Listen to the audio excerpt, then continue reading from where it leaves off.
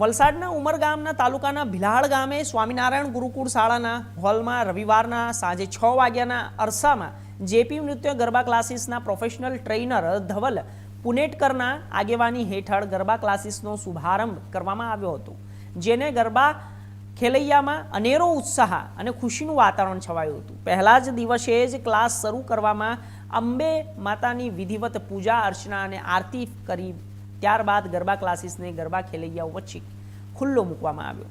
આ ક્લાસીસ નવરાત્રિના આગમન સુધી 3 મહિના ગરબા ખેલૈયા અને ગરબાના અવનવા સ્ટેપ્સનું પ્રશિક્ષણ આપવામાં આવશે, જ્યાં દોડિયા, 1-2 તાળી, 10 દોડિયા, વેરિએશન, ઘુમ્મર હોય, ટિંટોળ હોય જેવી જૂના નવા સ્ટેપો શીખવવામાં આવશે। જો કે 3 મહિના પહેલાંથી જ શરૂ થયેલા આ ક્લાસ ગરબા ખેલૈયાઓ આનંદ વિભોરને અને તેમાંથી પહેલાં જ મન મૂકીને ગરબે નાચતામાં અંબેમાના સાક્ષાત નવરાત્રિના ગરબા થતા હોય તેવું વાતાવરણ સર્જાયું હતું। પટેલ છે। અહીંયા અમે આજે જેપી નૃત્ય ગરબા ક્લાસીસ ચાલુ કર્યા છે, જેમાં સ્ટુડન્ટોને સારા નવા વેરિએશનના સ્ટેપ શીખવાડીએ છીએ અને સાથે સાથે એ લોકોને અમે આગળ વધવા પ્રોત્સાહન પણ આપીએ છીએ।